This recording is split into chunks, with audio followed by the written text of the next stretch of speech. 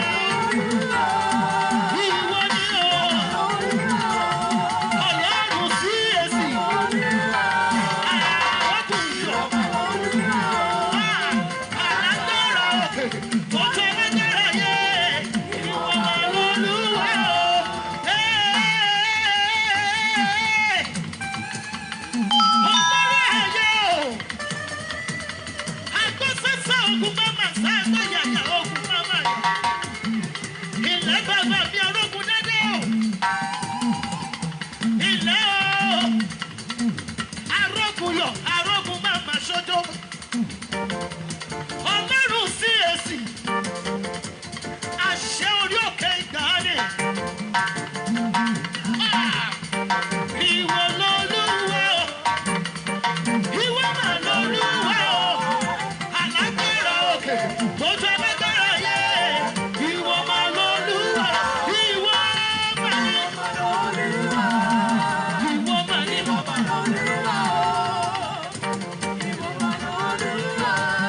Arógun yọ̀. Alágbára òkè lójú alágbára yẹ.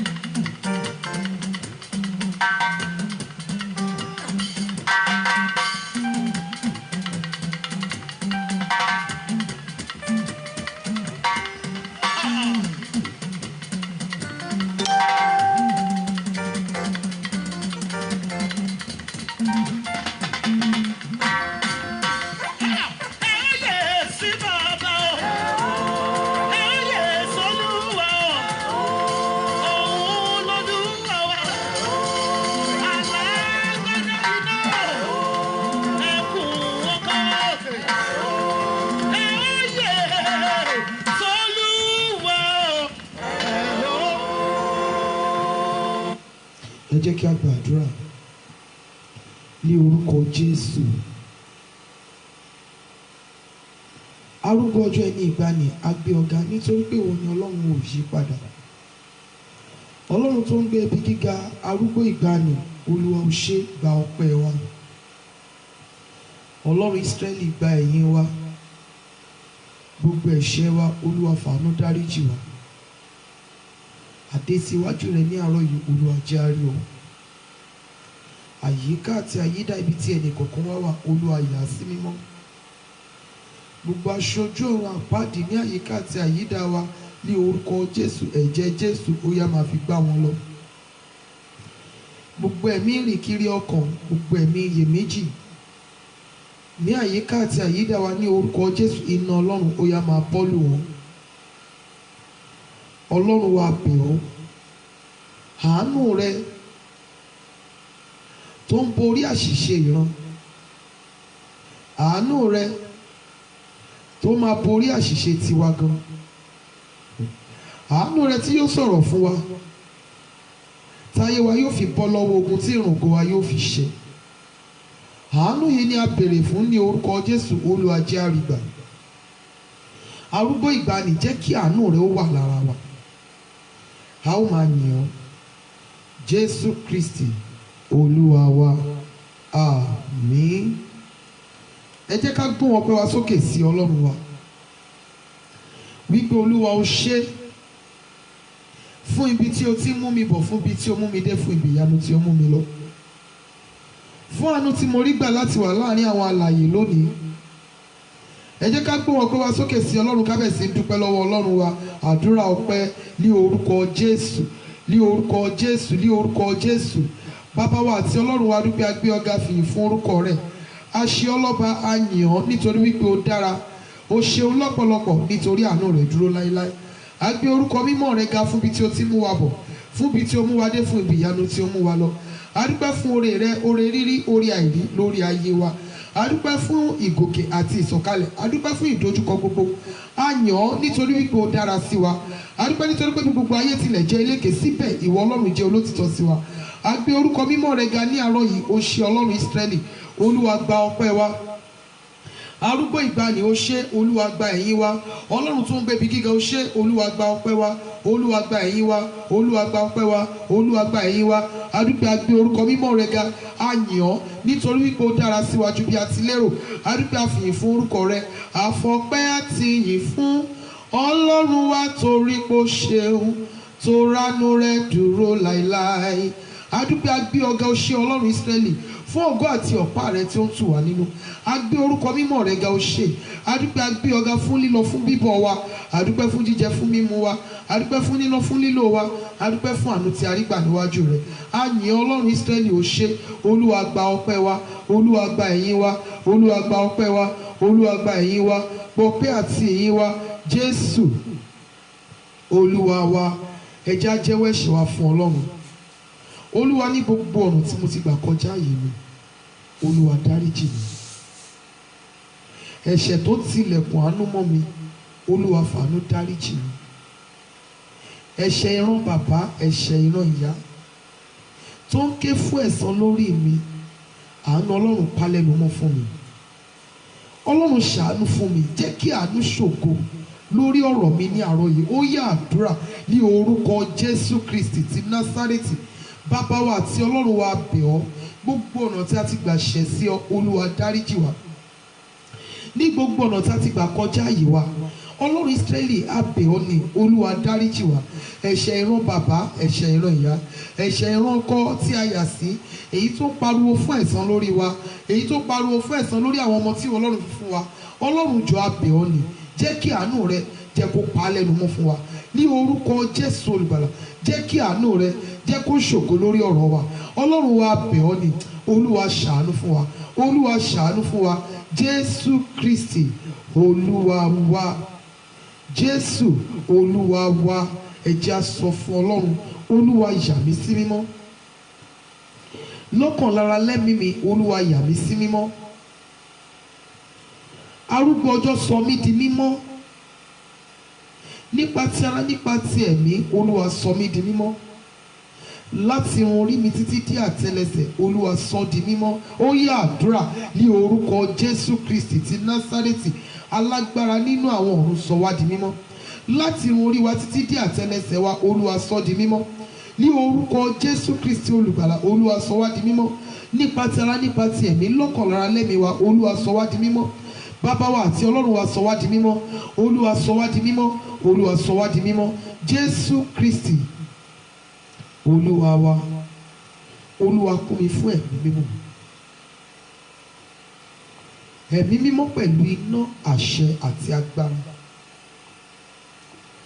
Agbára má fi bi ṣe, má fi bi lọ, má fi bi dán wò. Agbára tí ò ṣe é nà lọ́rẹ́, agbára tí ò ṣe é lépa, agbára tí ò ṣe é lémú, agbára tí wọn kì í lépa. Agbára tó máa ń dá ibi padà sórí oníbi, agbára tí máa ń gbèjà ilé, agbára tí máa ń ṣí ọ̀run àánú fún ènìyàn. Ẹ̀mí mímọ́ pẹ̀lú agbára yìí, Olúwa fi kún inú mi. Agbára àjẹgbé, àmúgbé, àsọgbé, àṣegbé, àtẹ̀gbé, agbára àwògbé, àjòkólégbé, agbára yìí Olúwa gbé wọ̀ mí ní àárọ̀ yìí. Ó yá àdúrà ní orúkọ Jésù Kristi ti Násárẹ́tì. Alágbára nínú àwọn ọ̀run, a bẹ̀ ọ́, a béèrè fún agbára rẹ, Olúwa fi kún inú wa. Ẹ̀mí mímọ́ pẹ̀lú iná, àṣẹ àti agbára. Agbára má fi bi ṣe, agbára má fi bi lọ, agbára má fi bi dán wò. Agbára tí ò ṣe é lépa, agbára tí ò ṣe é lémú, agbára tí ò ṣe é lépa. Agbára àjẹgbé, àmúgbé, àsọgbé, àtẹ̀gbé, agbára àjòkólégbé, agbára àwògbé, agbára yìí ni a béèrè fún. Ọlọ́run Ísírẹ́lì gbé wọ̀ wá ní àárọ̀ yìí. Agbára tí ogun kì í borí rẹ̀, agbára tí ń la ọ̀nà fún ènìyàn, agbára tí mú ní rí àánú gbà. Agbára yìí ni a béèrè fún ní àárọ̀ yìí. Jésù Olùgbàlà gbé wọ̀ wá. Agbára rẹ ni a béèrè fún, káyé má bàa ṣe wá bí ò ṣe wù wá. Agbára rẹ ní orúkọ Jésù, Olúwa gbé wọ̀ wá. Ẹ̀mí mímọ́ pẹ̀lú iná, àṣẹ àti agbára, Olúwa fi kún inú wa. Agbára ìgbóhùn ìjìnlẹ̀, agbára ìríran ìjìnlẹ̀, agbára ìmọ̀ àyà, agbára yìí ni a béèrè fún ní àárọ̀ yìí. Olúwa gbé wọ̀ wá.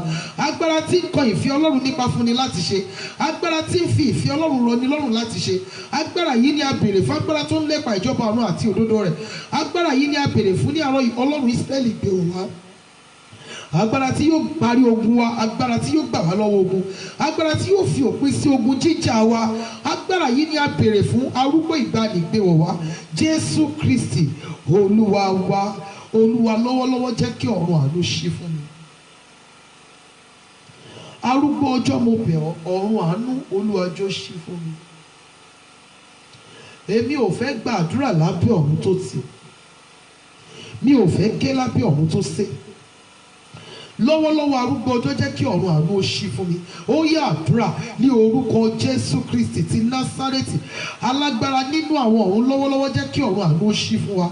Ní orúkọ Jésù Olùgbàlà, àtẹ̀mí àtàwọn ọmọ tí ìwọ Ọlọ́run fi fún mi, àtọkọ àti gbogbo àwa altar of prayer members, family matters members, the glorious singers members, mo bẹ̀ ọ́ ní Ọlọ́run tó pọ̀ ní ipá àti agbára, jẹ́ kí ọ̀run àánú ó ṣí fún wa.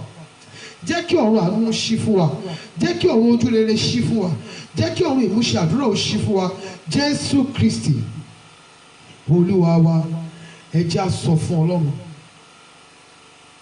Ẹ jọ̀ọ́ bí ẹ ti wọlé ẹ máa share program yìí. Ẹ jọ̀ọ́ bí ẹ ti wọlé ẹ jọ̀ọ́ ẹ máa share program yìí. Ẹ máa invite àwọn ènìyàn wọlé. Ẹ jẹ́ á sọ fún Ọlọ́run.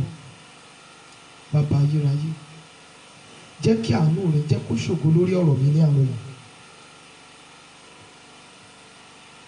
Olórin yẹn sọ wípé jẹ́ kánú rẹ sọ̀rọ̀ fáyé mi, jẹ́ kánú rẹ sọ̀rọ̀ fáyé mi. Èmi aláìlẹ́nìyàn, èmi aláìlẹ́nìkan, jẹ́ kánú rẹ sọ̀rọ̀ fáyé mi. Ọlọ́run jẹ́ kí àánú rẹ sọ̀rọ̀ fáyé mi ní àárọ̀ yìí. Jẹ́ kí àánú rẹ ṣògo lórí ọ̀rọ̀ mi. Bíbélì sọ wípé àánú ń ṣògo lórí ìdájọ́. Alágbára nínú àwọn ọ̀run, jẹ́ kí àánú rẹ jẹ́ kó ṣògo lórí ọ̀rọ̀ mi ní àárọ̀ yìí.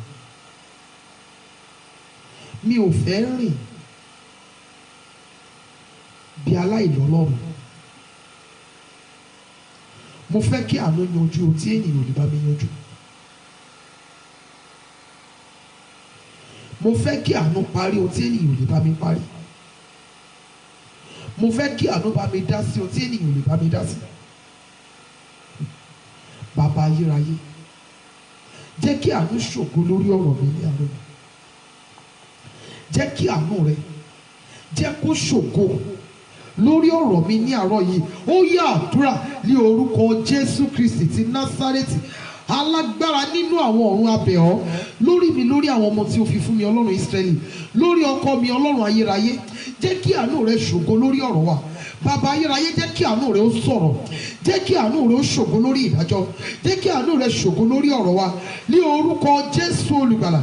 Àánú rẹ olùgbàlà, àlénìyàn àní ẹnì kọ̀ọ̀kan, kí àánú rẹ lè bá wa parí ohun tí ènìyàn ò lè bá wa parí, kí àánú rẹ lè bá wa yanjú ohun tí ènìyàn ò lè bá wa yanjú, kí àánú rẹ lè bá wa ṣe ohun tí ènìyàn ò lè bá wa ṣe, kí àánú rẹ kó lè yọ wá kúrò nínú ọ̀fìn. Àánú rẹ ni a béèrè fún Ọlọ́run Ísírẹ́lì. Jẹ́ kí àánú rẹ jẹ́ kó sọ̀rọ̀, jẹ́ kí àánú rẹ ṣògo lórí ọ̀rọ̀ wa, jẹ́ kí àánú rẹ ṣògo lórí ọ̀rọ̀ àwọn ọmọ tí o fi fún wa, jẹ́ kí àánú rẹ ṣògo lórí ọ̀rọ̀ ètò ìṣúná wa, jẹ́ kí àánú rẹ ṣògo lórí ọ̀rọ̀ àlàáfíà wa, jẹ́ kí àánú rẹ ṣògo lórí ọ̀rọ̀ ayé wa.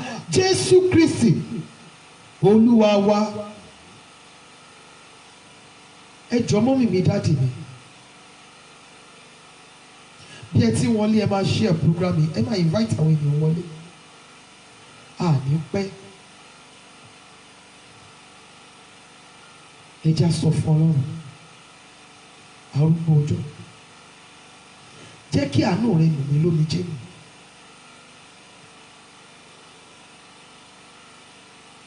Àánú rẹ jẹ́ kó wò mí sàn. Nínú àánú ńlá rẹ, Olúwa dá sí mi. Jẹ́ kí àánú rẹ ṣe ohun tí ènìyàn ò lè ṣe fún mi. Jẹ́ kí ọwọ́ àánú rẹ wà ní ara mi. Àánú.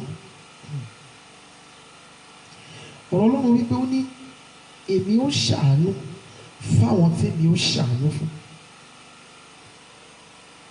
Bàbá ayérayé, jẹ́ kí àánú rẹ dá sí mi. Àánú rẹ jẹ́ kó nù mí lómijé nù. Nínú àánú ńlá rẹ, Olúwa nù mí lómijé nù. Pẹ̀lú àánú rẹ, Olúwa sẹ́kún mi dẹ̀rín. Àánú ni mo béèrè fún ní àárọ̀ yìí. Jẹ́ kí àánú rẹ ṣògo lórí ọ̀rọ̀ mi.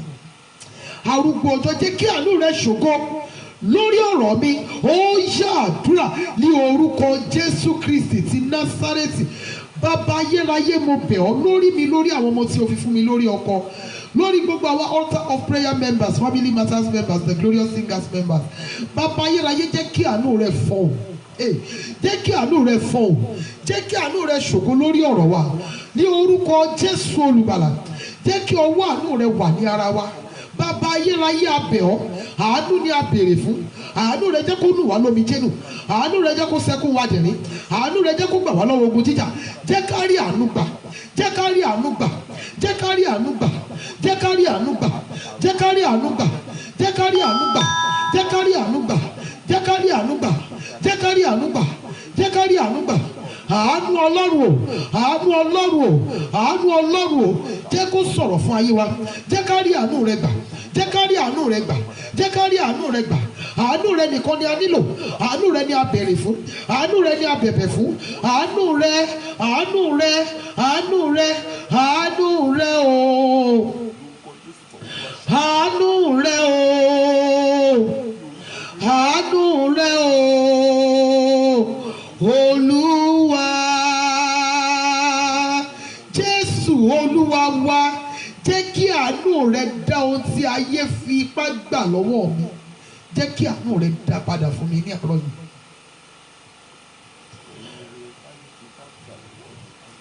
Ohun rere tí ayé fi ipá gbà ní ọwọ́ mi, jẹ́ kí àánú rẹ dá padà fún mi ní àárọ̀ yìí.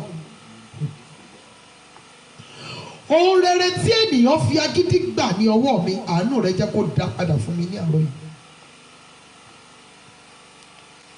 Wọ́n fi agídí gba ọkọ lọ́wọ́ àwọn kan, wọ́n fi agídí gba àlàáfíà àwọn kan, wọ́n fi agídí gba ìbùkún lọ láyé àwọn kan, wọ́n fi agídí wọ́n fi gba iṣẹ́ lọ́wọ́ àwọn kan, wọ́n fi agídí wọ́n fi dá èèyàn ní ìdúró sójú kan, wọ́n fi agídí gba ìgbéga lọ́wọ́ àwọn míì. Bàbá ayérayé, ohun rere tí wọ́n fi agídí gbà lọ́wọ́ mi, àánú rẹ Olódùmarè jẹ́ kó dá padà fún mi ní àárọ̀ yìí. Àánú, àánú, àánú ni ẹ̀mí Ọlọ́run ní ká fi èmi béèrè fún throughout today. Lẹ́yìn àdúrà yìí, ẹ fẹ́ gba àdúrà gan fúnra yín ni. Àánú,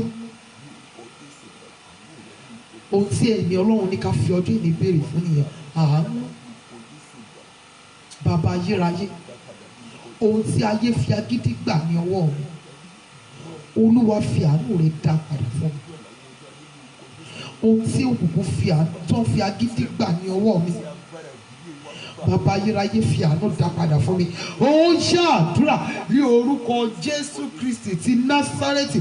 Bàbá ayérayé ẹni ìgbàanì, mo bẹ̀ ọ́, ohun tí ayé fi agídí gbà lọ́wọ́ mi, ohun tí ayé fi agídí gbà lọ́wọ́ àwọn ọmọ tí o fi fún mi, ohun tí ayé fi agídí gbà lọ́wọ́ ọkọ mi, ohun tí ayé fi agídí gbà lọ́wọ́ gbogbo àwa altar of prayer members, ohun tí ayé fi agídí gbà lọ́wọ́ gbogbo family matters members, ohun tí ayé fi agídí gbà lọ́wọ́ gbogbo àwa altar of prayer, ohun tí ayé fi agídí gbà lọ́wọ́ gbogbo the glorious singers members. Bàbá ayérayé, mo bẹ̀ ọ́, èyí tó fagídí gbà lójú ọ̀run, lójú àlá, lójú ayé, ní orúkọ Jésù olùgbàlà, àánú rẹ jẹ́ kó dá padà fún wa ní àárọ̀ yìí. Ohun rere tí ayé fi agídí gbà lọ ní ọwọ́ wa, ní orúkọ Jésù olùgbàlà, Olúwa fi àánú gbà á padà fún wa ní àárọ̀ yìí. Ohun rere tí ayé fi agídí gbà ní ọwọ́ wa, tá ń fi àwẹ̀ wá kiri, tá ń fi àdúrà wá kiri, tá ń fọmijé wá kiri, ní orúkọ Jésù, àánú Olódùmarè ó yá dá padà fún wa, ó yá dá padà fún wa. Jésù Kristi Olúwa wa. Ẹ já sọ fún Ọlọ́run, Olúwa, ogun tó máa ń farahàn nínú ayé mi ní ìkòríta tí mo ti ń retí ohun ayọ̀ tó máa ń bàjẹ́ mọ́ mi lọ́wọ́, àánú Ọlọ́run parí ogun yẹn fún mi ní àárọ̀ yìí. Àánú Ọlọ́run parí ogun yẹn fún mi ní àárọ̀ yìí. Ẹ jọ̀ọ́ bí ẹ ti wọlé, ẹ share program yìí. Continue sharing this program. Púpọ̀ nínú altar of prayer members ni wọ́n láwọn ò gba notification mọ́. I don't really know what is happening, please. Tẹ́ bá mọ irú àwọn ènìyàn bẹ́ẹ̀, ẹ jọ̀ọ́ bá mi share program yìí fún wọn kán lè mọ̀. So many of them ni wọ́n rò pé a ṣe command the money mọ́. Ẹ invite àwọn ènìyàn wọlé, ẹ share program yìí as many times as you can.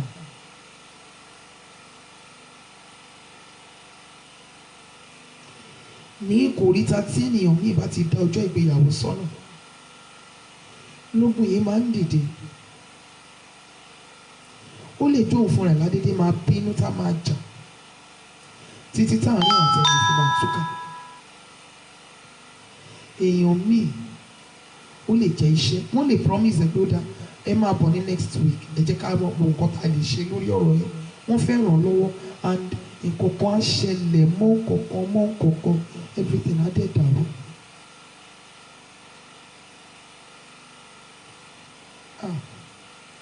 Olúwa, ogun tó máa ń farahàn ní ìkòríta àṣeyọrí mi, tó máa ń sọ àṣeyọrí mi di ìjákulẹ̀ mọ́ mi lọ́wọ́, àánú Ọlọ́run parí ogun yẹn fún mi ní àárọ̀ yìí. Àánú Ọlọ́run parí ogun yìí fún mi ní àárọ̀ yìí. Ó yá àdúrà ní orúkọ Jésù Kristi ti Násárẹ́tì. Ogun tí ó máa ń farahàn ní ìkòríta àṣeyọrí èmi àtàwọn ọmọ tí o fi fún mi, Ọlọ́run mi àtọkọ àti gbogbo àwọn altar of prayer, family matters members, the glorious singers members. Àánú Ọlọ́run parí ogun yìí fún wa ní àárọ̀ yìí. Àánú Ọlọ́run parí ogun yìí fún wa ní àárọ̀ yìí. Àánú Ọlọ́run parí ogun yìí fún wa ní àárọ̀ yìí. Àánú Ọlọ́run parí ogun yìí fún wa ní àárọ̀ yìí. Àánú Ọlọ́run parí ogun yìí fún wa ní àárọ̀ yìí. Jésù Kristi Olúwa wa. Àánú Ọlọ́run o, gbà mí lọ́wọ́ ogun tó ń da ìrìn àjò mi rú.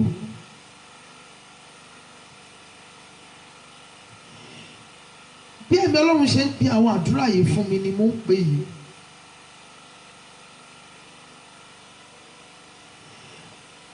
Ọlọ́run yìí ló ní ká ṣiṣẹ́ lórí àánú ní àárọ̀ yìí, bó dẹ̀ ṣe ń pè fún mi ni mo ń pè jáde.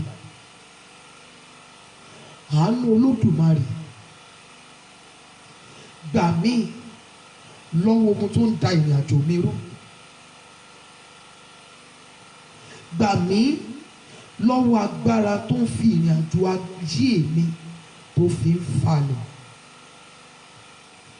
Àánú Ọlọ́run gbà mí. Àánú.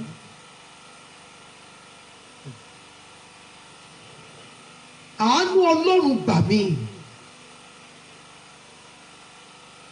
lọ́wọ́ agbára tó ń da ìrìn àjò ògo mi rú àti lọ́wọ́ agbára tó ń fi ìrìn àjò ògo mi falẹ̀. Arúgbó ọjọ́ gbà mí, jẹ́ kí àánú rẹ gbà mí lọ́wọ́ agbára yìí ní àárọ̀ yìí. Ó yá àdúrà ní orúkọ Jésù Kristi ti Násárẹ́tì.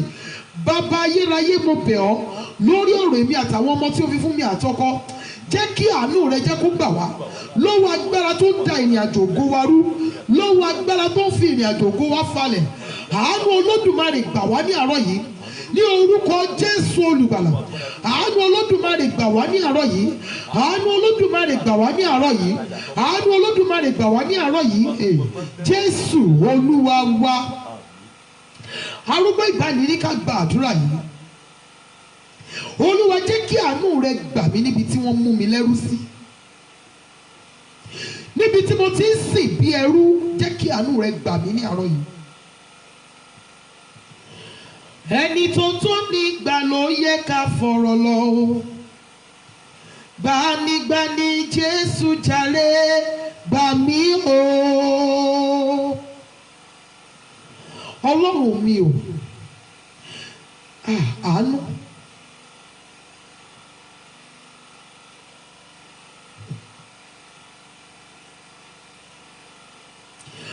Olúwa, jẹ́ kí àánú rẹ gbà mí níbi tí wọ́n kó mi lẹ́rú sí, níbi tí wọ́n mú mi lẹ́rú sí. Thank you, Holy Spirit. Ẹ̀mí mímọ́ ní pé ẹnìkan wà níbí. Ó làálàá orí ara ẹ̀ nínú aṣọ. Wọ́n fi àpò kòkó, àpò tó máa fi ń páàkì kòkó, òun ni wọ́n fi rán aṣọ yẹn sí lọ́rùn.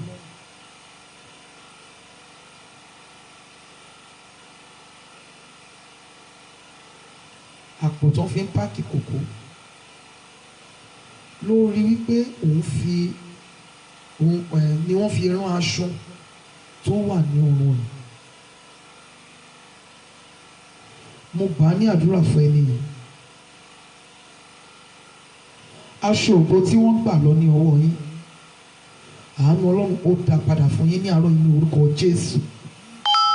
Ẹ jẹ́ á sọ fún Ọlọ́run, arúgbó ọjọ́ o, jẹ́ kí àánú rẹ jẹ́ kó yọ mí kúrò lọ́wọ́ àwọn tó kó ayé mi lẹ́rú. Àánú rẹ jẹ́ kó gbà mí Ọlọ́run mi kúrò níbi tí wọ́n kó ayé mi lẹ́rú sí. Ó yá àdúrà ní orúkọ Jésù Kristi ti Násárẹ́tì. Ọlọ́run tó pọ̀ ní ipá àti agbára, mo bẹ̀ ọ́ lórí ayé mi, lórí àwọn ọmọ tí ìwọ Ọlọ́run fi fún mi, lórí ọkọ mi. Bàbá ayérayé, mo bẹ̀ ọ́, jẹ́ kí àánú rẹ jẹ́ kó yọ wá kúrò níbi tí òkùnkùn kó ayé wa lẹ́rú sí, kúrò níbi tí ayé tó mú wa lẹ́rú sí. Ọlọ́run Ísírẹ́lì, jẹ́ kí àánú rẹ gbà wá ní àárọ̀ yìí ní orúkọ Jésù olùgbàlà. Àánú rẹ Olódùmarè, àánú rẹ o, àánú rẹ, àánú rẹ, àánú ni a béèrè fún. Jẹ́ kó yọ wá lónìí kúrò níbi tí wọ́n kó wa lẹ́rú sí, kúrò níbi tí wọ́n ti ń lò wá bí ẹrú. Jẹ́ kí àánú rẹ yọ wá ní àárọ̀ yìí ní orúkọ Jésù olùgbàlà. Àánú rẹ jẹ́ kó gbà wá, àánú rẹ jẹ́ kó yọ wá, àánú rẹ jẹ́ kó gbà wá, àánú rẹ jẹ́ kó yọ wá kúrò níbi tí ayé kó wa lẹ́rú sí, kúrò níbi tí wọ́n mú wa lẹ́rú sí, kúrò níbi tí wọ́n ti ń ṣe wá bí ẹrú. Alágbára nínú àwọn ọ̀run, jẹ́ kí àánú rẹ jẹ́ kó gbà wá ní àárọ̀ yìí. Àánú rẹ jẹ́ kó yọ wá kúrò lọ́wọ́ àwọn tí wọ́n kó wa lẹ́rú. Àánú rẹ jẹ́ kó yọ wá. Jésù Kristi Olúwa wa, Olúwa, jẹ́ kí àánú rẹ dá aṣọ ògo mi padà fún mi. Àánú rẹ jẹ́ kó dá aṣọ ògo mi padà fún mi. Ohun rere tí ayé fi òru àtọ̀sán gbà lọ ní ọwọ́ mi, jẹ́ kí àánú rẹ dá padà fún mi ní àárọ̀ yìí. Májẹ̀mú rẹ, májẹ̀mú àánú rẹ, jẹ́ kó dá padà fún mi ní àárọ̀ yìí.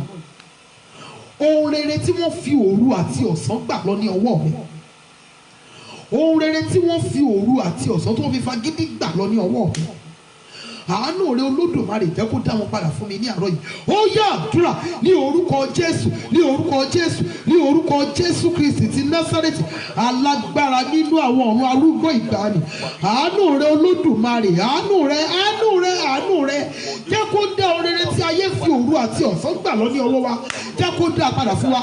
Ohun rere tí ayé fi òru àti ọ̀sán gbà lọ́wọ́ èmi àtàwọn ọmọ tí o fi fún mi, lọ́wọ́ ọkọ mi, lọ́wọ́ gbogbo àwọn altar of prayer members, lọ́wọ́ family matters members, the great singers members. Ohun rere tí ayé fi òru gbà lọ, tí wọ́n fi ọ̀sán gbà lọ ní ọwọ́ wa, àánú rẹ Olúwa jẹ́ kó dá padà fún wa ní àárọ̀ yìí. Àánú rẹ jẹ́ kó dá padà fún wa ní àárọ̀ yìí. Àánú rẹ jẹ́ kó dá padà fún wa ní àárọ̀ yìí. Jésù Kristi Olúwa wa, Olúwa jẹ́ kí àánú rẹ jẹ́ kó mú ìrìn àjò ògo mi, jẹ́ kó mú yá kánkán. Jẹ́ kí àánú rẹ jẹ́ kó darapọ̀ mọ́ ìrìn àjò ayé mi. Jẹ́ kí àánú rẹ mú ìrìn àjò ògo mi yá kánkán. Àánú rẹ Olódùmarè jẹ́ kó mú ìrìn àjò ògo mi yá kánkán. Jẹ́ kí àánú rẹ jẹ́ kó mú ìran ògo mi ṣẹ fún mi lára. Kéèyàn míì tó sùn, á ti rí wípé òun wà ní ibi gíga. Èèyàn míì kò lè wa mọ́tò lójú ayé, ṣùgbọ́n lójú àlá tó bá bẹ̀rẹ̀ mọ́tò yẹn á dẹ̀ máa speed, mọ́tò yẹn á máa sá eré lọ. Á rí wípé òun wa mọ́tò yẹn dẹ̀ ń sá eré gidi. Ó túmọ̀ sí wípé ayé ẹni yẹn ó fẹ́ sáré, ṣùgbọ́n nígbà tó bá jí, kí nìkan tó ń rí. Èèyàn míì á lálàrí ara ẹ̀ láàrin àwọn ọba tí wọ́n jọ ń ṣe mítìn. Èèyàn míì ò dé airport rí bíi tèmi bí elé, ṣùgbọ́n á rí ara ẹ̀ wípé òun bá àwọn aláwọ̀ funfun, àwọn òyìnbó aláwọ̀ funfun, òun bá wọn ń ṣe ìpàdé. Èèyàn míì àti ẹ̀ máa rí wípé òun give order. Nígbà tó bá máa fi jí, ọ̀tọ̀ ni nǹkan tí ìgbésí ayé à máa sọ.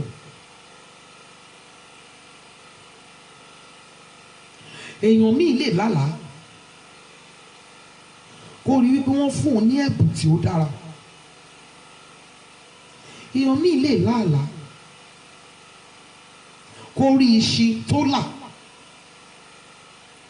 téèyàn bá lálàá tó rí iṣin tó ti là, àlá tó mà dára nìyẹn. ṣùgbọ́n nígbà tó bá máa fi jí sójú ayé, ọ̀tọ̀ ní nǹkan míì tó máa rí. arúgbó ọjọ́ mi, àánú tó máa mú ìrìn àjò ògo mi yá kánkán, jẹ́ kó darapọ̀ mọ́ ayé mi ní àárọ̀ yìí.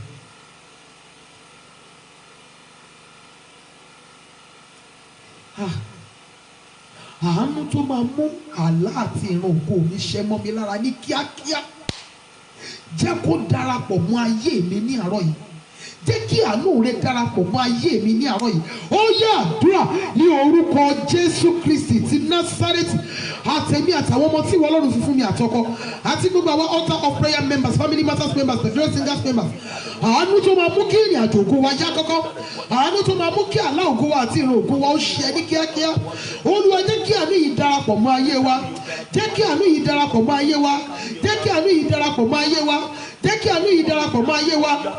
ní orúkọ Jésù Kristi ti Násárẹ́tì. àánú rẹ jẹ́ kó darapọ̀ mọ́ ayé wa, àánú rẹ Olódùmarè jẹ́ kó darapọ̀ mọ́ ayé wa. jẹ́ ká rí àánú gbà níbi gíga, jẹ́ ká rí àánú gbà níbi gíga, jẹ́ ká rí àánú gbà níbi gíga, jẹ́ ká rí àánú gbà níbi gíga, jẹ́ ká rí àánú gbà níbi gíga. Jésù Kristi Olúwa wa. mo wà ní Psalm 33 verse 22. Psalm 33 verse 22. ó ní kí àánú rẹ Olúwa kí ó wà lára wa gẹ́gẹ́ bí àwa ti ń ṣe ìrètí rẹ. kí àánú rẹ Olúwa kí ó wà lára wa gẹ́gẹ́ bí àwa ti ń ṣe ìrètí rẹ. Praise the Lord.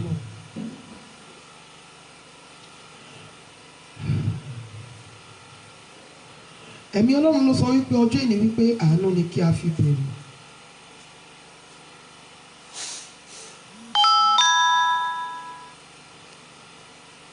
òun ló dẹ̀ darí mi sí ẹsẹ̀ bíbélì yìí, Psalm 33 verse 22.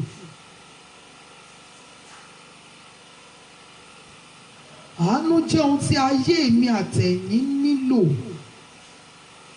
tí a lè fojú rè fún. àánú jẹ́ ohun tí ìgbé ayé ẹnì kọ̀ọ̀kan wa ò lè ṣaláì nílò, pàápàá jùlọ fún ẹni tó fẹ́ mú ìran ògo ṣẹ.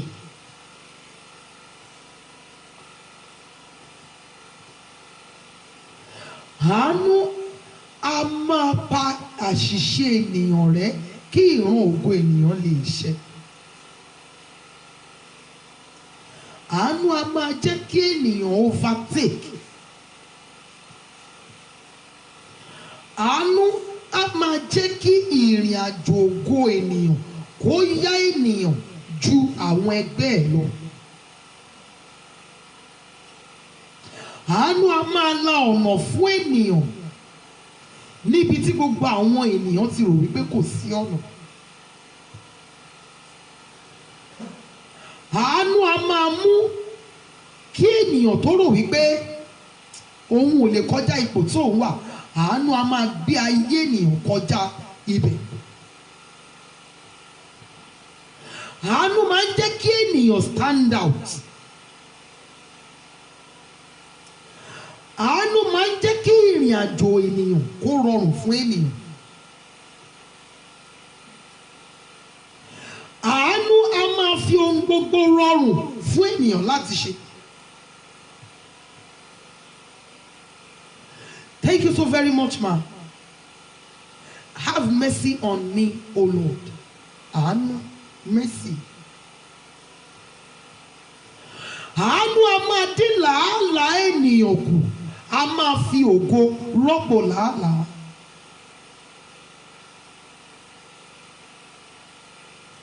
àánú a máa fi ìrọ̀rùn, a máa fi kún ìrìn àjò ènìyàn.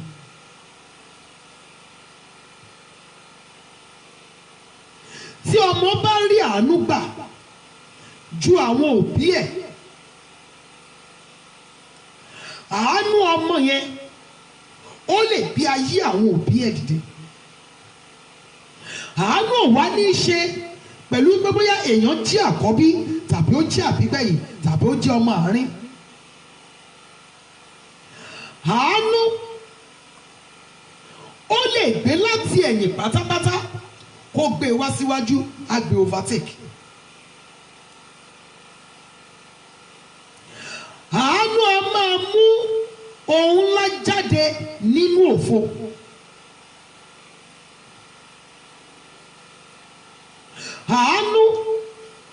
àánú a máa mú kí ogun jíjẹ ènìyàn ó parí even without struggle. àánú a máa gbé ogun mì fún ènìyàn, the same ogun tí àwọn ènìyàn tó ń jà, the same ogun tí àwọn ẹ̀gbọ́n ẹ̀ ń jà, the same ogun tí àwọn ìṣáájú ẹ̀ ń jà. àánú a máa mú kí ogun yìí ó ṣẹ́ fún ènìyàn. àánú ò ní í ṣe pẹ̀lú wípé ó mọ ènìyàn tàbí ò mọ ènìyàn. àánú a máa break protocol. àánú a máa ṣe ohun tí ọgbọ́n ènìyàn tí ò lè rò. àánú a máa ṣe. àánú a máa mú ayé ènìyàn kúrò ní ojú kan, a máa mú kí ayé ènìyàn tẹ̀síwájú ju bí ènìyàn fúnra ẹ̀ kan ṣe lérò lọ. àánú ó máa ń reduce wàhálà ènìyàn ní làálàá. mo ní brother kan, àwọn méjèèjì studio engineer ni wọ́n. ọ̀rẹ́ ni àwọn méjèèjì, ìkan play keyboard, ìkan play guitar. nígbà tí wọ́n kúrò ní Àkúrẹ́, àwọn méjèèjì tí wọ́n wá lọ darapọ̀ mọ́ church kan wípé wọ́n sọ wípé wọ́n máa ń san owó nígbà tó máa débẹ̀. àwọn sì rò pé star ni wọ́n. àwọn tí wọ́n wá bá níbẹ̀ wá kéré sí wọn pátápátá. wọ́n bá play nǹkan tó ju ọgbọ́n tí wọ́n fúnra wọn, wọ́n bá padà wá s'Àkúrẹ́. wọ́n bẹ̀rẹ̀ rìhásà. mọ́mì mi dádì mi mo ń sọ̀rọ̀ nípa àánú ní àárọ̀ yìí. ọ̀dọ̀ ìkọ́nù wọn ni mo ti ṣe first album mi Olóore Ọ̀fẹ́. èyí tó ń play guitar ó lè play guitar, ó lè play drums, ṣùgbọ́n eléyìí tó ń play keyboard yẹn nìkan ló lè play. wọ́n wá padà wá sí Àkúrẹ́, wọ́n bẹ̀rẹ̀ rìhásà. nígbà tó máa padà sí ìlú tí mo ń sọ yìí, ibi tó máa kọ́kọ́ wọ̀ tó ń play, gbogbo ohun tí wọ́n ṣe ó bá tẹ́ wọn lọ́rùn níbẹ̀, wọ́n bá gbà wọ́n. from there Ọlọ́run bẹ́ẹ̀ sì ń fi àánú gbé wọn dìde. ṣùgbọ́n ìkan rí àánú gbà ju ìkejì lọ. èyí tó ń play keyboard kò sí weekend tó ń ṣe ní ìlú Nàìjíríà, kò sí weekend yẹn. torí ìkan lára àwọn olórí orílẹ̀-èdè aláwọ̀ funfun kan ni arákùnrin yìí máa lọ ń play keyboard fún every weekend. orúkọ ẹ̀ ó di orúkọ tí àwọn ènìyàn ń dámọ̀ ní orílẹ̀-èdè nítorí lórí àánú gbà. ọ̀rẹ́ wọn tí mo lọ ṣiṣẹ́ nínú studio ẹ̀ wá sọ ọ̀rọ̀ kan wípé ó ní ọ̀rẹ́ òun yìí ó ló ń dẹ́ṣẹ̀ ju òun lọ, ó ló ṣe àgbèrè ju òun lọ, ó ní ṣùgbọ́n kankan tó òun notice nípa ìlú. ó ní bóyá ó ní ìdí 100,000 ní aago 5 ìrọ̀lẹ́, ó ló lè má ní 1 naira dé studio. ó ládùúrà ẹ̀dẹ̀ sí ń kó lásán wípé Ọlọ́run mo dúpẹ́ gbogbo eléyìí tí o ti ṣe, mo mọ̀ pé mo ti ṣe o. wọ́n lá máa gba àdúrà bíi wípé ó rí Ọlọ́run tí wọ́n jọ ń bá ara wọn sọ̀rọ̀ àánú. Ọlọ́run mo mọ̀ pé mo ti ṣẹ̀ ọ́ ṣùgbọ́n dáríjì mi. Kó tó di 5 ìrọ̀lẹ́ bàbá mo dẹ̀ need 100,000 mo mọ̀ pé o lè ṣe jù bẹ́ẹ̀ lọ. Wọ́n ní àdúrà ẹ̀ ò jù bẹ́ẹ̀ lọ. Wọ́n ní kí ó tó di aago 5 yìí á rí ju ohun tí ó nílò, á rí ju ohun tí ó nílò. Wọ́n nígbà míì ò tẹ̀lé má gbàdúrà rárá, ó lè bọ́ sórí keyboard kó bẹ̀sẹ̀ yin Ọlọ́run. Ó ní ọ̀rẹ́ òun yìí dẹ̀ dẹ́ṣẹ̀ ju òun lọ. Iye òṣì kò ní í ṣe pípẹ́ ẹjọ́jú ẹgbẹ́ nígbà tí àánú bá wà lójú iṣẹ́. Bẹ́ẹ̀ ni mọ́mì, àdúrà bíi ti ọba Dáfídì kò jù bẹ́ẹ̀ lọ. Ó dẹ̀ la ipa ibi tó lè wọ̀ lónìí. Ọ̀rẹ́ tí wọ́n jọ kúrò ní ìlú Àkúrẹ́ kò lè wọ̀ bẹ̀ nítorí wípé àánú fọ ọ̀fẹ́ nìkan, ìkejì rí orí ọ̀fẹ́ gbà. Mọ́mì mi, dáàdì mi, àánú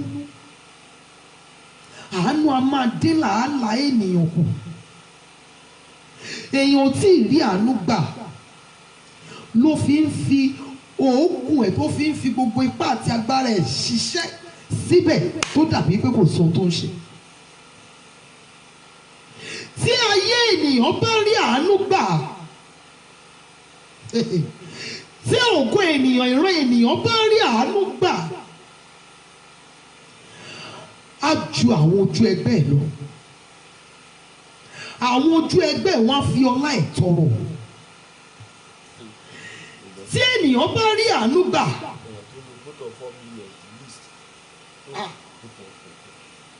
ẹni tí mo ń sọ yìí tó bá ti wá sí Àkúrẹ́ bí wọ́n invite ẹ̀ sí event kan, ó máa wá ṣáà ni, àfi tí ó bá sí Nàìjíríà. Ó wá ní èyí tó kéré jù nínú mọ́tò tó ń lò ní 4 million naira. Àánú a máa dín làálàá ènìyàn kù. Tí àánú bá sọ̀rọ̀, tí ayé ènìyàn bá rí àánú gbà, àsìkò omijé ènìyàn á dópin, àsìkò làálàá ènìyàn á dópin. Àánú máa ń ká àṣìṣe kúrò.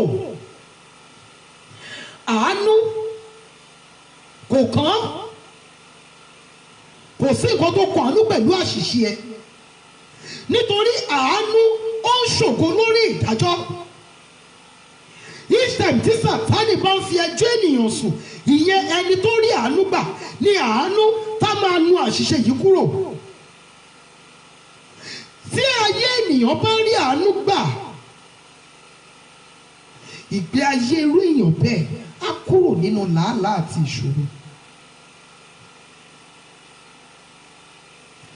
Èmi àtẹ̀yin wá ń béèrè fún àánú.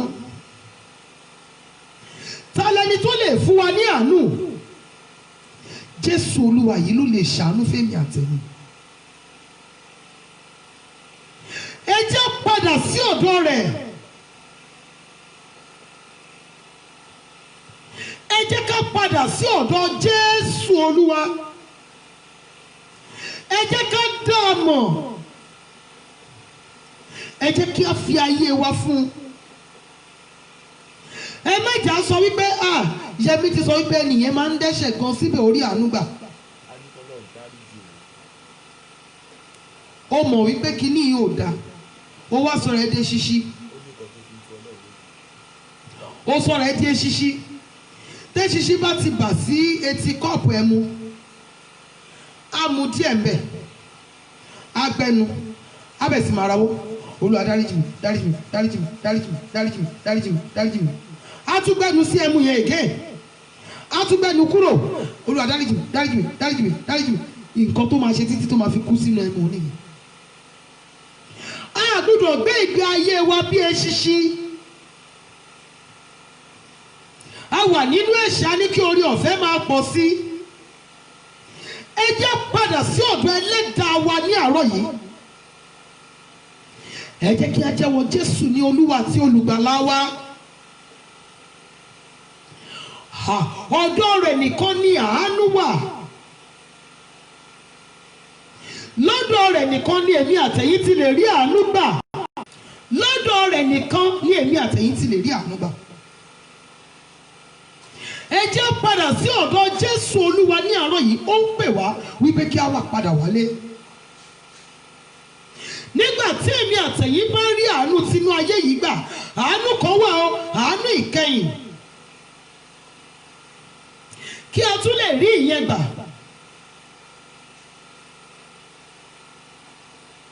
Olè méjì ni a kàn mọ́ àgbélébù ní ẹ̀gbẹ́ ní tí a kàn mọ́ ọ̀dọ̀ Jésù nígbà tí a kàn Jésù mọ́ àgbélébù. Ìkan máa rí àánú gbà. Ó máa rí àánú ìkẹyìn gbà. Ẹ má jà ṣe àwáwí asán. Ẹ má jà gbé ìgbé ayé wa lórí òdodo ara wa. Èèyàn mi gbé Bíbélì dání, ṣùgbọ́n ìṣe ló ń kó tẹ̀ sí ìparun ara rẹ̀.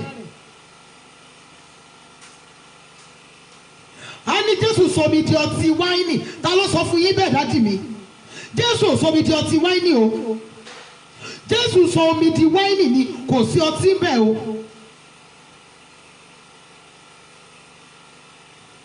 Ẹ má jà gbé ìgbé ayé wa lórí òdodo ara wa.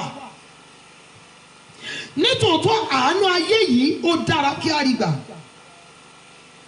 Ṣùgbọ́n nígbà tí a bá lo ìgbésí ayé tí yìí tán, níbo ni èmi àtẹ̀yin fẹ́ fi àdàgbà ètò ọ̀rọ̀ sí ní ìkẹyìn? Nígbà tí àánú bá ṣiṣẹ́ fún wa, tí àánú jẹ́ kí ohun gbogbo rọrùn fún wa. Nígbà tí àánú bá jẹ́ kí ohun gbogbo ṣiṣẹ́ fún wa, kí ni ìtumọ̀ ayé ìgbàgbọ́ wa? Nígbà tá a bá sọ wípé nítòótọ́ onígbàgbọ́ ni mí, onígbàgbọ́ tó ṣì ń rojú ẹ̀yìn, onígbàgbọ́ tó ṣì ń wá ibi tí ọmọ ẹnìkejì ẹ̀, onígbàgbọ́ tó ṣì wà nínú ẹgbẹ́ ìmùlẹ̀, onígbàgbọ́ tó ṣì wà nínú ẹgbẹ́ oṣù ẹgbẹ́ àjẹ́, onígbàgbọ́ tó pa ọmọ ọlọ́mọ jẹ, onígbàgbọ́ tó ṣì wà nínú ẹ̀ṣẹ̀ àgbèrè àti panṣágà, onígbàgbọ́ tó ṣì mú nǹkan ní ìkọ́mọ́ tiẹ̀. Nǹkan tí o bá ti mú tí wọ́n fún ẹ tó mú, olè ni wọ́n ń pè é. Wà ní ṣe bí ọkọ ẹni, wà wọnú ọ̀pọ̀ àbọ̀dádì onídádì, ẹ̀ẹ́dẹ̀ kówó ń bẹ̀, mọ́mì mi wọ́n fún yín. Ẹ má jẹ́ kí òdodo ara wa kó mú wa pàdánù àánú ìkẹyìn. Ẹni mímọ́ ni mí. Mo mọ́ gan torí mi ló earring, mi lè kí n make up, ẹ̀kọ̀ọ̀kan ni mo ń kun powder. Ẹni mímọ́ ni mí. Ìyẹn wá sọ wá di ẹni mímọ́ ni. Àìló earring, àìló make up ṣó sọ wá di ẹni mímọ́? Kò sọ wá di ẹni mímọ́. Ìwọ ká Bíbélì tiẹ̀ débi wípé kí a má ṣe dá ẹnikẹ́ni ní ẹjọ́, kí a má bàa dá wa ní ẹjọ́. Ṣùgbọ́n kẹ́ ẹ tó rí èèyàn ẹ ti dá ní ẹjọ́. Ilé ọmọ àfáàdì ló ń lọ, ẹ̀yin gẹ́gẹ́ bí sẹ́kítírì Olódùmarè. Tá a bá rí àánú gbà ní ìsinsìnyí, a ti ń béèrè fún àánú láti àárọ̀.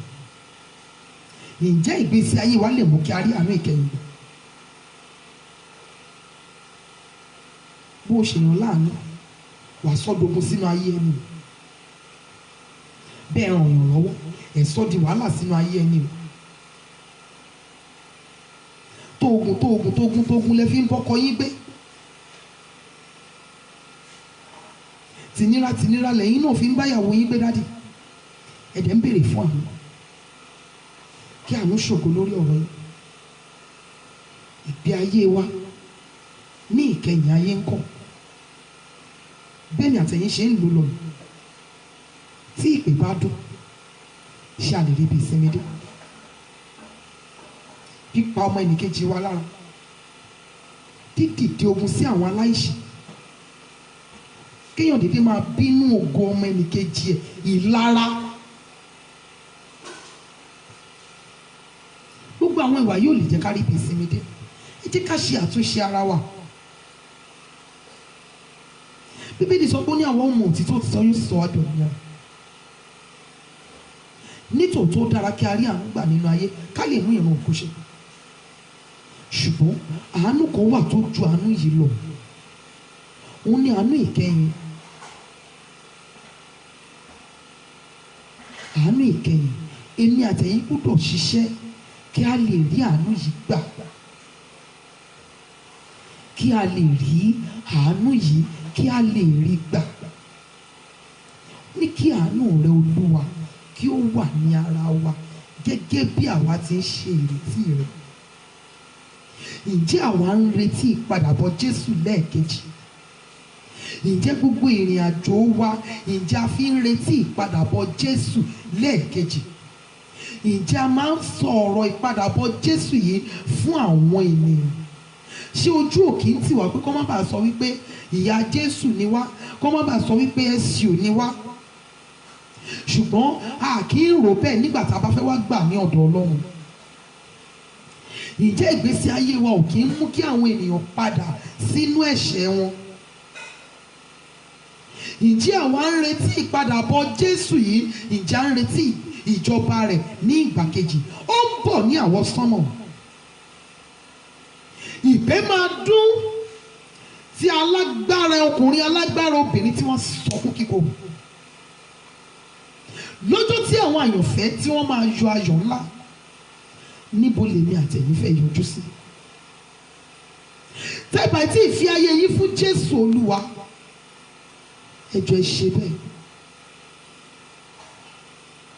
Ọjọ́ ńlá, ọjọ́ ẹ̀rù ó ń bọ̀. Lọ́jọ́ tí òjìji èmi àtẹ̀yin máa dúró, èyí tá a gbàgbé tá a rán wa létí. Lọ́jọ́ tí a ó ṣí ìwé gbogbo bí a ṣe rìn nínú ayé. Gbogbo bí a ṣe rìn nínú ayé. Tá a máa ṣí ìwé yìí. Ṣé mọ̀ pé ohun méjì ló máa dún ní ọjọ́ yìí? Àwọn tí wọ́n máa lọ sínú ìsinmi ayérayé àti àwọn tí wọ́n máa lọ sínú inú ayérayé.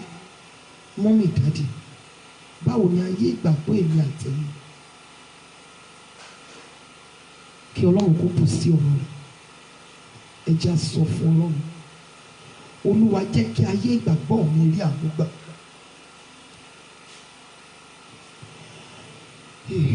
Jẹ́ kí ayé ìgbàgbọ́ mi jẹ́ kó rí àánú gbà. Ohun tí a ń lé lónìí lóhun tí a máa lò nínú ayé, tá a máa fi sílẹ̀ sínú ayé. Gbogbo tí ìgbésí ayé wa tó wá wà áfítà ni ohun tí a máa lò nínú ayé yìí, tá a máa fi sílẹ̀ sínú ayé. Bàbá ayérayé, mo bẹ̀ ọ́, jẹ́ kí ayé ìgbàgbọ́ mi jẹ́ kó rí àánú ńlá gbà. Ó yá àdúrà ní orúkọ Jésù Kristi ti Násárẹ́tì. Bàbá mi àti Ọlọ́run mi, mo bẹ̀ ọ́, jẹ́ kí ayé ìgbàgbọ́ mi rí àánú gbà. Ayé ìgbàgbọ́ àwọn ọmọ tí o fi fún mi, Ọlọ́run Ísírẹ́lì, jẹ́ kó rí àánú gbà. Jẹ́ kí ayé ìgbàgbọ́ ọkọ mi rí àánú gbà. Ayé ìgbàgbọ́ gbogbo àwa altar of prayer jẹ́ kó rí àánú gbà. Ayé ìgbàgbọ́ gbogbo family matters members jẹ́ kó rí àánú gbà. Ayé ìgbàgbọ́ gbogbo altar of prayer members, family matters members, and glorious singers members jẹ́ kó rí àánú gbà. Jẹ́ kí ayé ìgbàgbọ́ wa rí àánú ńlá gbà. Jésù Kristi Olúwa wa, ẹ jẹ́ sọ fún Ọlọ́run, Olúwa jẹ́ kí ọwọ́ àánú rẹ jẹ́ kó sinmi lé mi. Ọwọ́ àánú rẹ jẹ́ kó sinmi lé mi. Jẹ́ kí n rí àánú ńlá gbà. Jẹ́ kí àánú ṣiṣẹ́ fún mi. Ìkan nínú orin mi sọ wípé, jẹ́ kánú ṣiṣẹ́ fún mi. Jẹ́ kánú sọ̀rọ̀ fún mi. Jẹ́ kánú rẹ̀ ké fún mi, Jésù o. Jẹ́ kánú ṣiṣẹ́ fún mi. Alágbára nínú àwọn ọ̀run, jẹ́ kí àánú rẹ̀ ṣiṣẹ́ fún mi. Jẹ́ kí àánú rẹ̀ ké fún mi. Jẹ́ kí àánú rẹ̀ ó sọ̀rọ̀ fún mi. Jẹ́ kí ọwọ́ àánú rẹ̀ ó sinmi lé ayé mi. Ó yá àdúrà ní orúkọ Jésù Kristi ti Násárẹ́tì. Bàbá ayérayé, àtẹ̀mí àtàwọn ọmọ tí o fi fún mi àtọkọ àti gbogbo àwọn altar of prayer members, family matters members, and glorious singers members, arúgbó ọjọ́, jẹ́ kí àánú rẹ̀ ó ṣiṣẹ́ fún wa. Jẹ́ kí àánú rẹ̀ ó ké fún wa. Jẹ́ kí àánú rẹ̀ ó sọ̀rọ̀ fún wa. Jésù Kristi Olúwa wa, Olúwa ṣàánú mi ní ìgbà kan sí.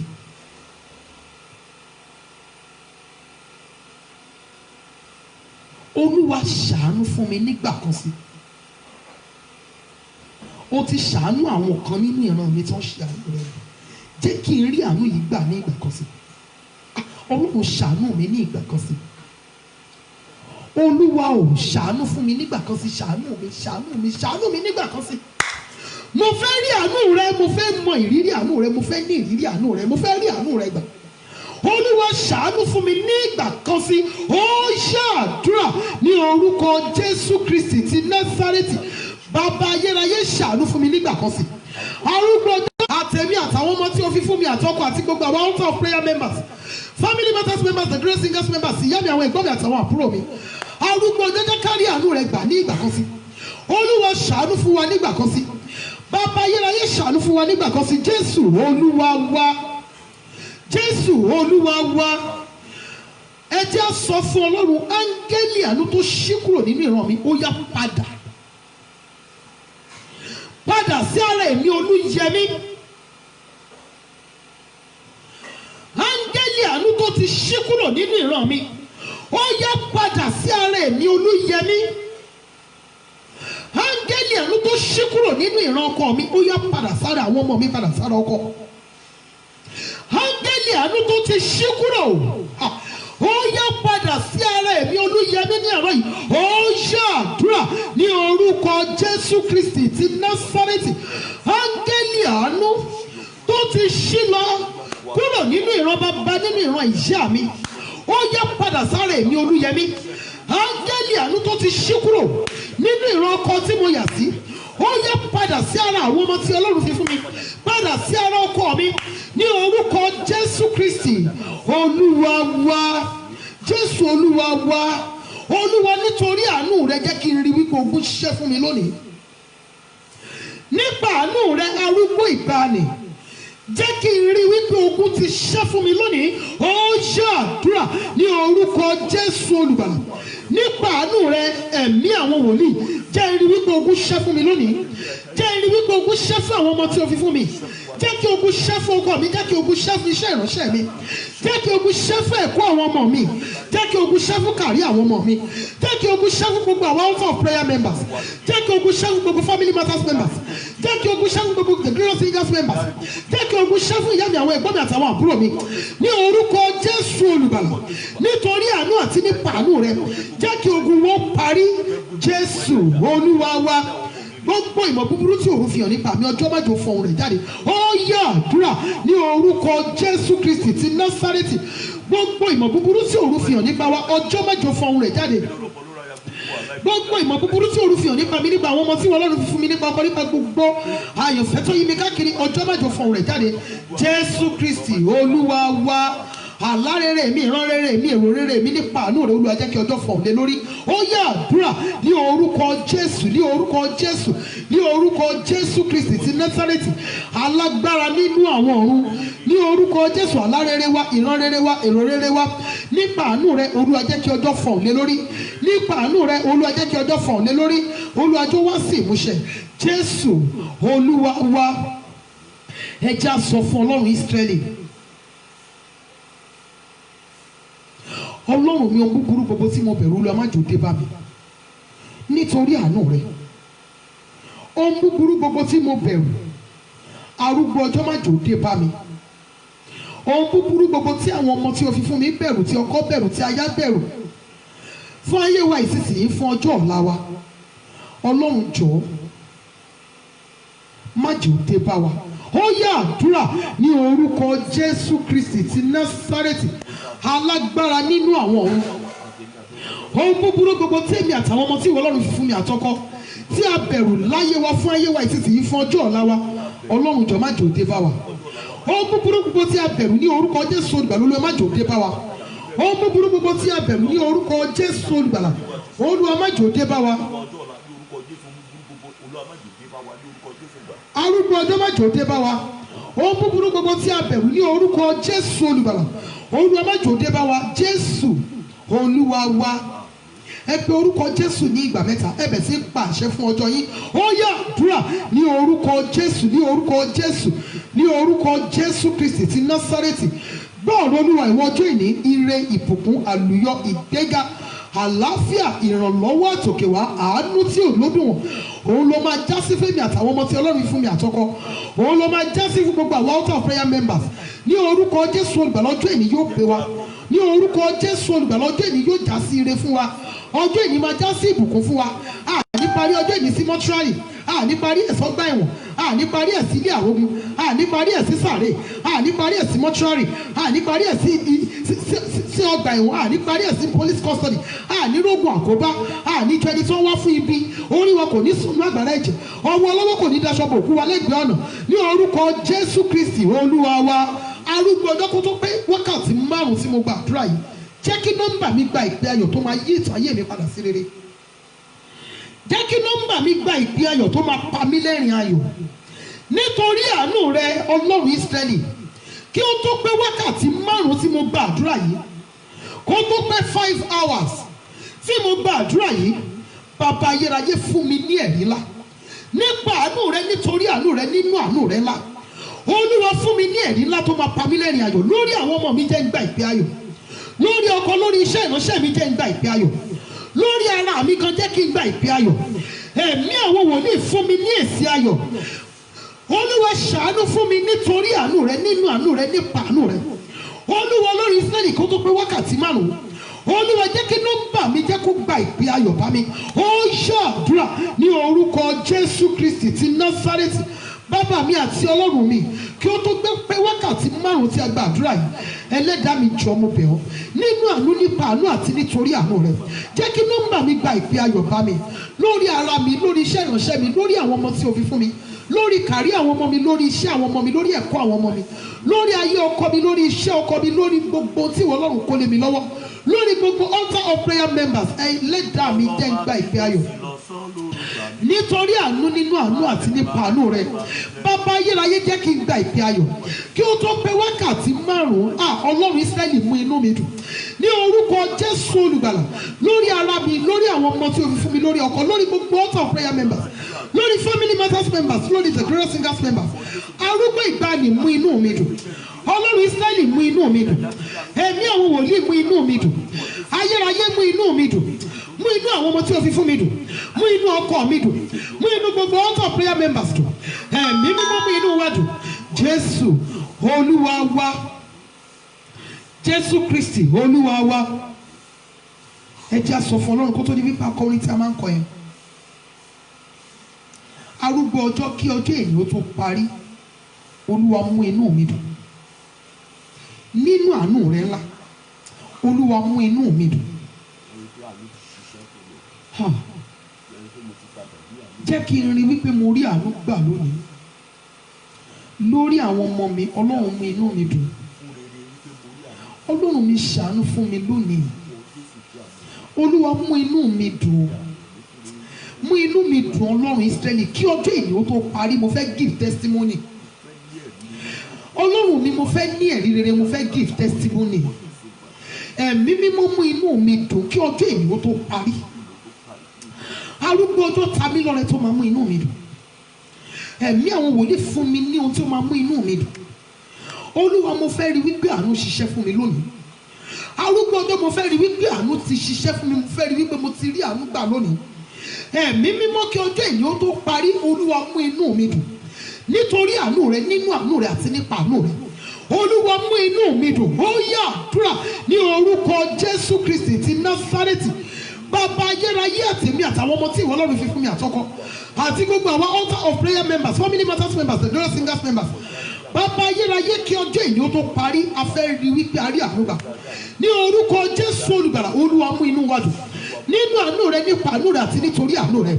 Arúgbó ọjọ́ mú inú wa dùn, Olúwa mú inú wa dùn, Olúwa mú inú wa dùn, Olúwa pa wá lẹ́rìn ayọ̀, Olúwa pa wá lẹ́rìn ayọ̀. A fẹ́ ní ẹ̀rí rere. Arúgbó ọjọ́ yọ̀ǹda rẹ̀ fún wa. Jésù Olúwa wa, Jésù Kristi Olúwa wa, Jésù Olúwa wa. Orin tí a máa ń kọ yẹn sọ wípé Ọlọ́run mi, Ọlọ́run mi, tinútinú ni kí o fi ràn mí lọ́wọ́, gbé mi ṣe pẹ̀kí olóore mi. Gbogbo ẹ̀yin tẹ́ ṣe darapọ̀ mọ́ wa fún ìgbà àkọ́kọ́, ìgbà mẹ́ta ni a máa kọ orin yìí, a máa ṣe àmì méje lé lórí, lẹ́yìn náà a máa fi gbàdúrà, lẹ́yìn náà a máa fi gbàdúrà. Orin yẹn orin tó simple ni, tá a bá máa kọ lẹ́ẹ̀kan ẹ máa gẹ̀tẹ̀ lẹ́ẹ̀kejì. Ọlọ́run mi, Ọlọ́run mi, tinútinú ni kí o fi ràn mí lọ́wọ́, gbé mi ṣe pẹ̀kí olóore mi.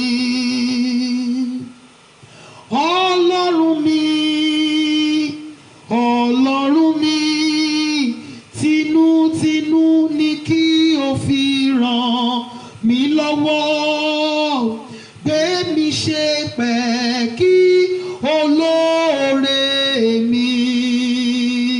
Ọlọ́run mi, Ọlọ́run mi, tinútinú ni kí o fi ràn mí lọ́wọ́, gbé mi ṣe pẹ̀kí olóore mi. Àmín, àmín, àmín, àmín, àmín, àmín, àmín ní orúkọ Jésù. Ọlọ́run fi tinútinú ràn mí lọ́wọ́. Ọlọ́run mo bẹ̀ ọ́ yọ́nú sí mi. Olúwa fi tinútinú ràn mí lọ́wọ́. Olúwa yọ́nú sí mi. Ó yá àdúrà ní orúkọ Jésù Kristi ti Násárẹ́tì. Alágbára nínú àwọn ọ̀run fi tinútinú ràn wá lọ́wọ́. Olúwa yọ́nú sí wa. Olúwa fi tinútinú ràn wá lọ́wọ́. Olúwa yọ́nú sí wa. Jésù olùgbàlà yọ́nú sí wa. Fi tinútinú ràn wá lọ́wọ́. Jésù Olúwa wa. Ẹ já sọ fún Ọlọ́run. Olúwa gbé mi ṣe pẹ̀kí olóore aláàánú àtolùrànlọ́wọ́ mi. Jẹ́ kí wọ́n dá mi mọ̀ bí ẹni tí o rán wọn sí. Jẹ́ kó fi rí ọwọ́ wọn jíṣẹ́ fún mi. Ọ̀rọ̀ mi má jò sú olóore. Ọ̀rọ̀ mi má jò sú aláàánú. Ọ̀rọ̀ mi má jò sú olùrànlọ́wọ́. Ọlọ́run mi má jẹ́ ń dọ̀tá olóore aláàánú àtolùrànlọ́wọ́, má jẹ́ kí wọ́n dọ̀tá mi. Ó yá àdúrà ní orúkọ Jésù Kristi ti Násárẹ́tì.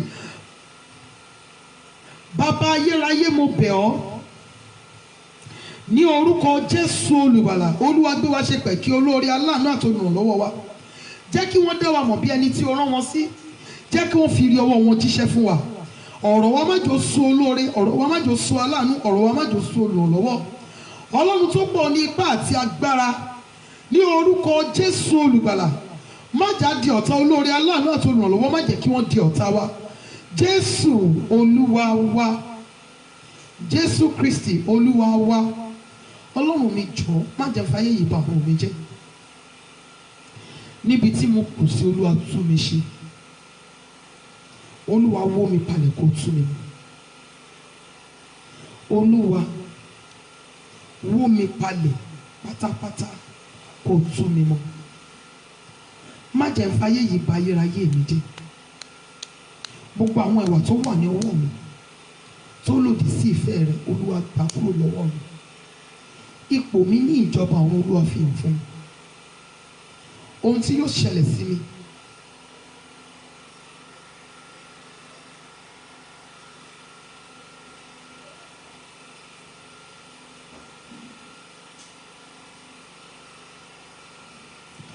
ohun tí yóò ṣẹlẹ̀ sí mi ní ọjọ́ ìkẹyìn, Olúwa fi hàn mí. Arúgbó ọjọ́ ṣàánú mi, jẹ́ kí n rí àánú ìkẹyìn gbà. Jẹ́ kí n dọ́dọ̀ rẹ sinmi ní ìkẹyìn. Ó yá àdúrà ní orúkọ Jésù Kristi ti Násárẹ́tì. Alágbára nínú àwọn ọ̀run abẹ̀ ọ́, jẹ́ ká rí àánú ìkẹyìn gbà. Jẹ́ ká dọ́dọ̀ rẹ sinmi ní ìkẹyìn. Ní orúkọ Jésù olùgbàlà, jẹ́ ká rí àánú ìkẹyìn gbà. Jẹ́ ká dọ́dọ̀ rẹ sinmi ní ìkẹyìn. Ọlọ́run mi mo bẹ̀ ọ́, wó wa palẹ̀ kó tú wa mọ́. Níbi tí a kù sí, Olúwa tú wa ṣe. Níbi tí a kù sí, ní orúkọ Jésù, Olúwa tú wa ṣe. Níbi tí a kù sí, arúgbó ọjọ́ tú wa ṣe. Níbi tí a kù sí, arúgbó ọjọ́ tú wa ṣe. Níbi tí a kù sí, arúgbó ọjọ́ tú wa ṣe. Jẹ́ ká rí àánú ìkẹyìn gbà. Jésù Olúwa wa. Jésù Kristi Olúwa wa. Jésù Olúwa wa. Ẹ jẹ́ ká ṣí omi wa. gbogbo ẹ̀yin tẹ́ ń darapọ̀ mọ́ wa fún ìgbà àkọ́kọ́. Program yìí a máa ń ṣe program yìí Command the Morning pàṣẹ fún òwúrọ̀ ní gbogbo ọjọ́ Monday sí ọjọ́ Friday. So ní gbogbo ọjọ́ Monday sí ọjọ́ Friday yẹn la máa ń ní ìgò omi kọ̀ọ̀kan, a máa ń fi iyọ̀ díẹ̀ sínú ẹ̀. Lẹ́yìn program ẹ máa bù díẹ̀ sómi tẹ́ máa fi wẹ̀, ẹ máa mu díẹ̀ ń bẹ̀, ẹ lè fi wọ́n ilé yẹn, ẹ lè fi wọ́n ibi iṣẹ́ yín. Ní orúkọ Jésù Kristi ti Násárẹ́tì, àánú Ọlọ́run máa ṣiṣẹ́ fún wa dálẹ́. Ògo ni fún Bàbá àti fún Ọmọ àti fún Ẹ̀mí Mímọ́. Bí ó ti wà látètè kọ́ ṣe, ó ń bẹ ní ìsìn, bẹ́ẹ̀ ni ó sì máa rí ní ìgbà gbogbo, ayé àìnípẹ̀kun. Àmín. Mo wà ní Isaiah 41 verse 10 to 20. Ìwọ má bẹ̀rù nítorí mo wà pẹ̀lú rẹ, má fòyà nítorí èmi ni Ọlọ́run rẹ. Èmi ó fún ọ ní okun nítòótọ́, èmi ó ràn ọ́ lọ́wọ́. Nítòótọ́ èmi ó fi ọwọ́ ọ̀tún òdodo mi gbé ọ sókè. Kíyèsí, gbogbo àwọn tí ó bínú sí ọ ní ojú yóò tì. Wọ́n ó sì dààmú, wọ́n ó dàbí asán. Àwọn tí ó sì ń bá ọjà yìí ó ṣègbé. Ìwọ ó wá wọn, ìwọ kì yóò sì rí wọn. Àní àwọn tí ó bá ọjà, àwọn tí ó ń bá ọ jagun yóò dàbí asán àti bí ohun tí kò sí. Nítorí èmi Olúwa Ọlọ́run rẹ yóò di ọwọ́ ọ̀tún rẹ mú. Èmi ó wí fún ọ pé má bẹ̀rù, èmi ó ràn ọ́ lọ́wọ́. Má bẹ̀rù, ìwọ Jákọ́bù kòkòrò àti ẹ̀yin ọkùnrin Ísírẹ́lì, èmi ó ràn ọ́ lọ́wọ́. Bẹ́ẹ̀ ni Olúwa àti olùràpadà rẹ wí, ẹni mímọ́ Ísírẹ́lì. Kíyèsí, èmi ti ṣe ọ́ bí ohun èlò ìpakà mímú titun tí ó ní ẹ̀yìn. Ìwọ ó tẹ àwọn òkè ńlá, ìwọ ó sì gún wọn kúná, ìwọ ó sì sọ àwọn òkè kékèké di ìyàngbò. Ìwọ ó fẹ́ wọn, ẹ̀fúùfù yóò sì fẹ́ wọn lọ, àjà yóò sì tú wọn ká. Ìwọ ó sì yọ̀ nínú Olúwa, ìwọ ó sì ṣògo nínú ẹni mímọ́ Ísírẹ́lì. Nígbà tí tálákà àti aláìní ń wá omi tí kò sì sí, tí ahọ́n wọn sì gbẹ fún òǹgbẹ, èmi Olúwa yóò gbọ́ tiwọn. Èmi Ọlọ́run Ísírẹ́lì kì yóò kọ̀ wọ́n sílẹ̀. Èmi ó ṣe odò níbi gíga àti orísun láàrin àfonífojì. Èmi ó sọ aginjù di àbàtà omi àti ilẹ̀ gbígbẹ di orísun omi. Èmi ó fi igi kédárì sí aginjù àti igi ṣítà àti mátìlì àti igi òróró. Èmi ó gbin igi fírì àti igi pínè àti igi bóksì pọ̀ ní aginjù.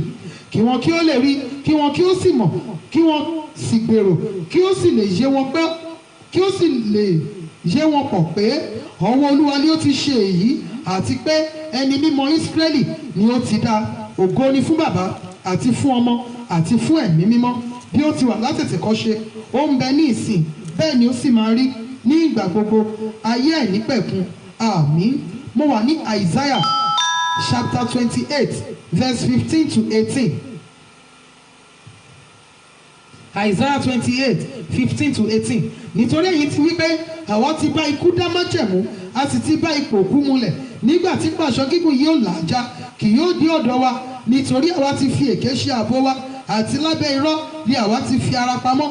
Nítorí náà báyìí ni Olúwa Jèhófà wí pé, kíyèsí, èmi gbé òkúta kan kalẹ̀ ní Síónì fún ìpìlẹ̀, òkúta tí a dánwò, òkúta igun ilé iyebíye, ìpìlẹ̀ tí ó dájú, ẹni tí ó gbàgbọ́ kì yóò sá. Ìdájọ́ lé èmi ó fi lé ẹsẹ̀ pẹ̀lú, àti òdodo lé èmi ó fi lé òṣùwọ̀n.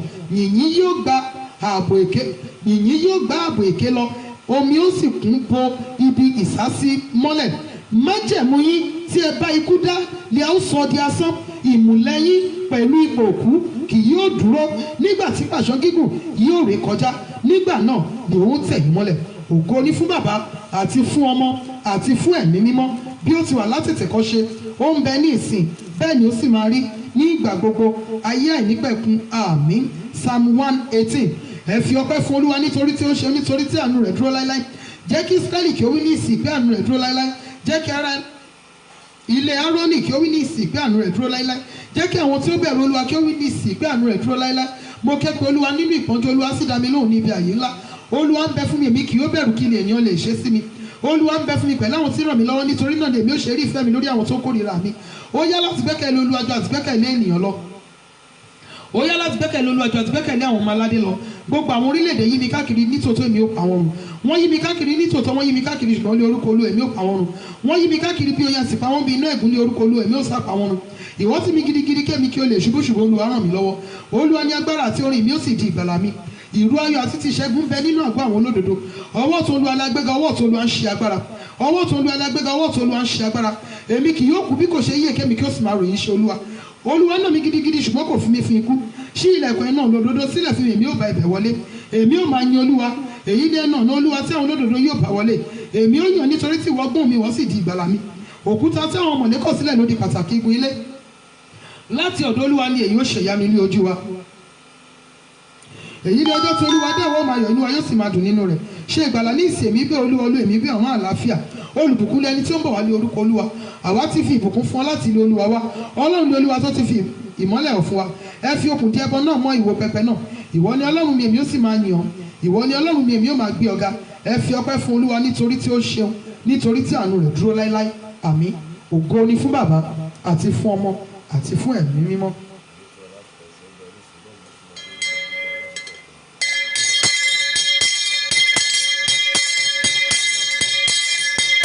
Ní orúkọ Jésù Kristi, gbogbo ẹ̀yin omi wọ̀nyí ẹ gbọ́ ọ̀rọ̀ Olúwa, ó yẹ di ẹ̀jẹ̀ Jésù.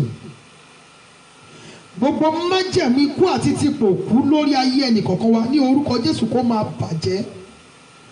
Gbogbo àwọn tí wọ́n wọ inú májẹ̀mú lọ pẹ̀lú ikú àti tipò kú nítorí tiwa ní orúkọ Jésù olùgbàlà ó yá kó fi ẹ̀mí ara wọn di. Ní orúkọ Jésù Kristi, agbára gbogbo níṣe, agbára tí ń tú ìdè tí ń já ìdè ní orúkọ Jésù kó wọ inú omi yẹn lọ. Ẹ̀yin omi yẹn kì í pè yín ní omi mọ́ bí kò ṣe ẹ̀jẹ̀ Jésù. Ó yẹ yí padà kẹ́ ẹ di ẹ̀jẹ̀ Jésù. Jésù Kristi Olúwa wa.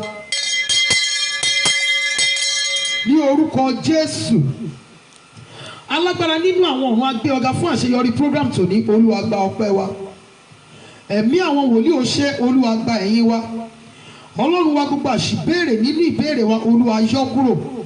Ohun rere gbogbo tí a ti béèrè Olúwa fàánú dá wa lò.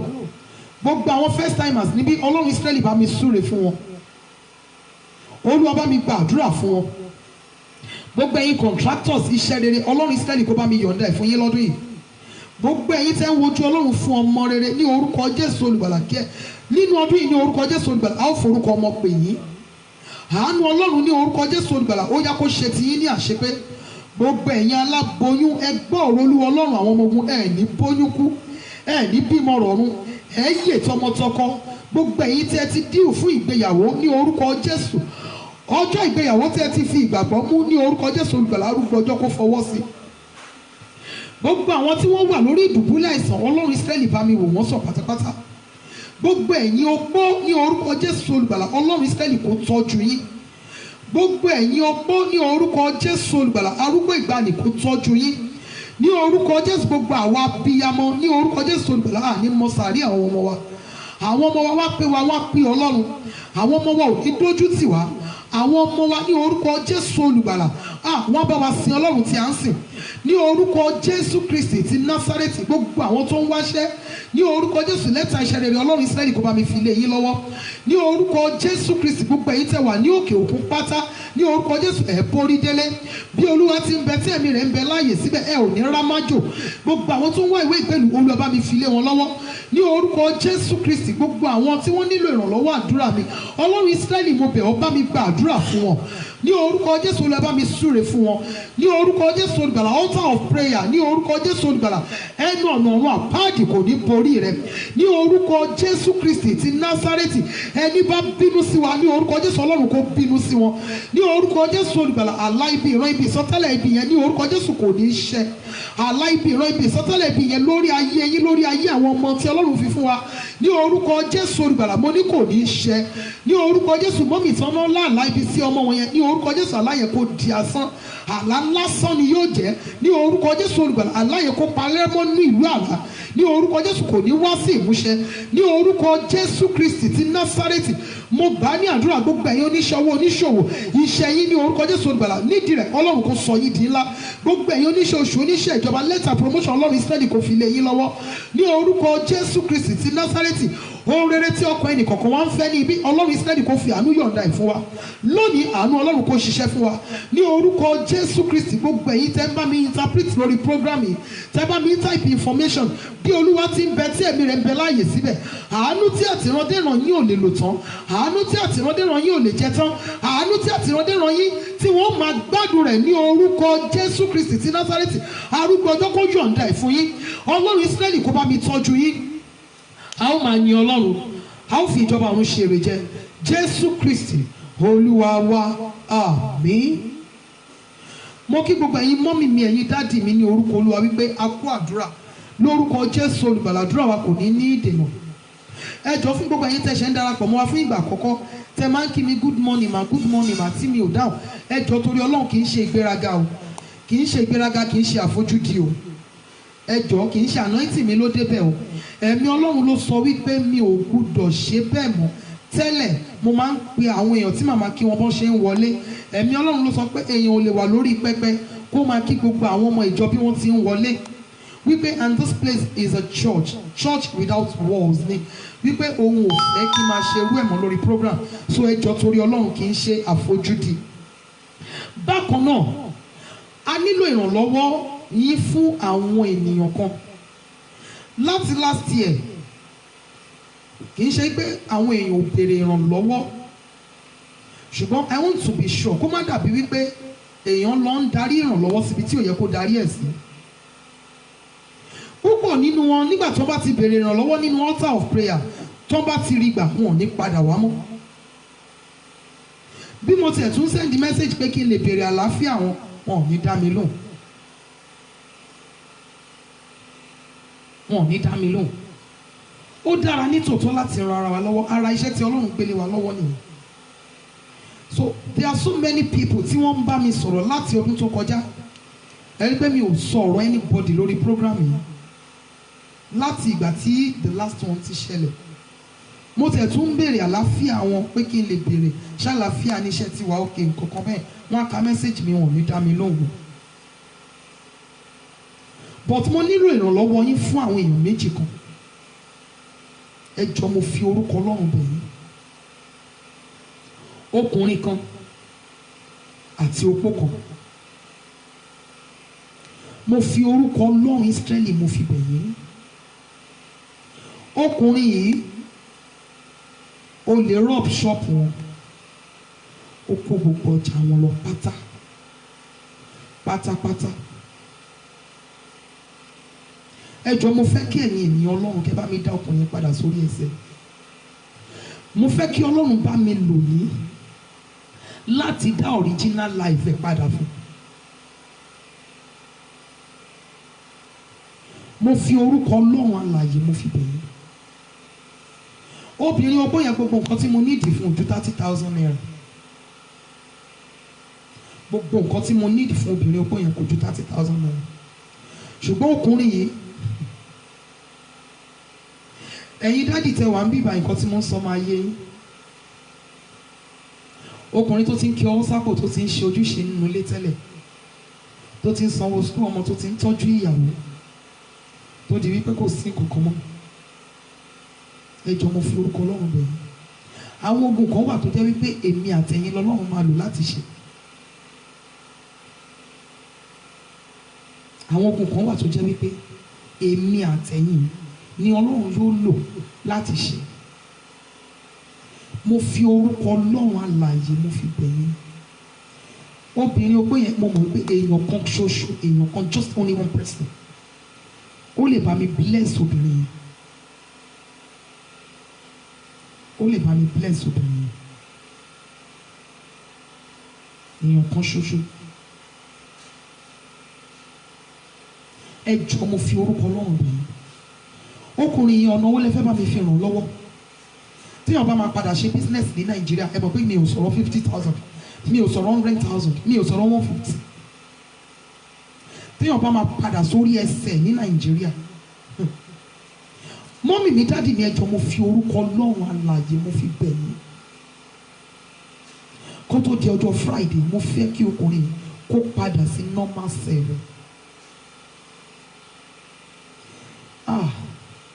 wọ́n empty shop mi. ṣé àwọn pé púpọ̀ nínú àwọn businessmen, businesswomen in Nigeria wọ́n ń yá owó ṣe most of the things tí wọ́n ń ṣe ni. torí kò sẹ́ni tó ṣetán láti fowó ran ẹnikẹ́ni lọ́wọ́. ẹ jọ̀ọ́ mo fi orúkọ Ọlọ́run bẹ̀ yín. tí obìnrin opó yẹn just 30,000 ló fẹ́ fi bẹ̀rẹ̀ business. ó ní ọmọ 4, ọ̀kan ti kú. ẹ mọ̀ mentality Yorùbá náà, ìwọ ló pọkọ ẹ, ìwọ ló pọkọ ẹ, and she's just too young. She is too young. So ẹ jọ̀ọ́ torí Ọlọ́run, mo nílò 30,000 naira fún obìnrin opó yìí. Ẹ lè máa fi ránṣẹ́ sí 23666908837. Ẹ jọ̀ọ́ kó tó di ọjọ́ Friday, mo fẹ́ kí Ọlọ́run lo ẹ̀yin mọ́mì mi, ẹ̀yin dádì mi láti tún gbé ayé àwọn ènìyàn wọ̀nyí sókè. Ní last year, ẹ má gbàgbé wípé a reach out sí àwọn opó méjì kan. Ìkànnì wọn fi tiẹ̀ ṣe ọṣẹ, mo kó ọṣẹ wá sórí program. Ọṣẹ tó fi owó yẹn tó fi ṣe, ó kó wá, mo kó wá sórí program. Ẹ wo nǹkan tí obìnrin yẹn fi owó ṣe. Ní last year yẹn bákan náà, Ọlọ́run lo program yìí fún obìnrin opó kan. Ṣùgbọ́n mo láyọ̀ láti sọ fún yín ní àárọ̀ yìí pé mo ti yọ ọwọ́ mi kúrò nínú ọ̀rọ̀ obìnrin náà. Ọlọ́run ti fún mi ní go ahead pé kí n jẹ́ kó máa lọ kó má bàa kó bá mi. Ìyẹn obìnrin opó tá a gbalé fún, obìnrin opó tá a gbalé fún ní last year, ó ní òní àwọn géńdé ọmọ kò produce àwọn ọmọ yẹn títí dè ní. Lẹ́yìn ìgbà yẹn obìnrin yìí bẹ̀ sí í mu ògógóró. Ọlọ́run ló sọ wípé mi ò ní gborúkọ.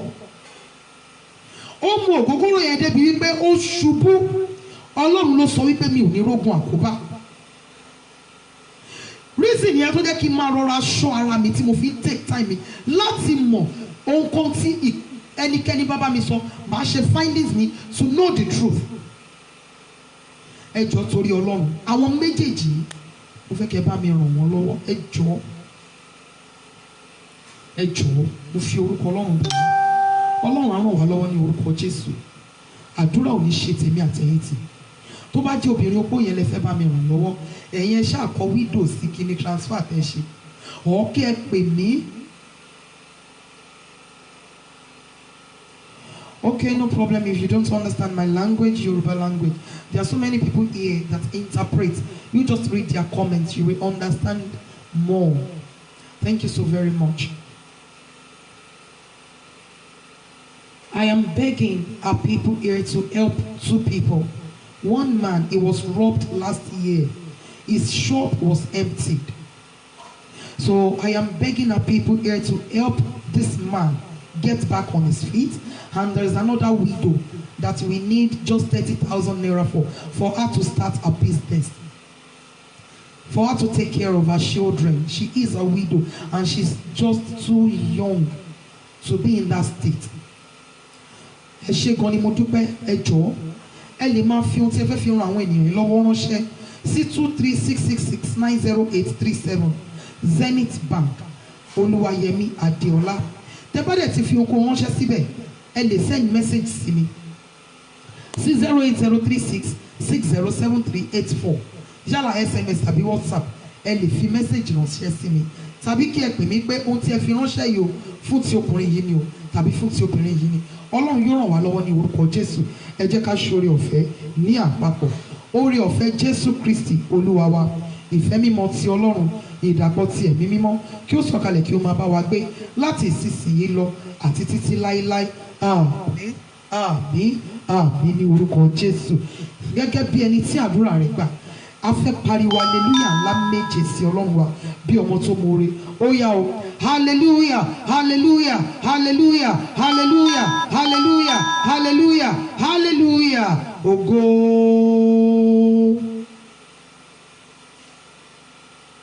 Thank you so very much, ma'am. Okay, my mobile number 08036607384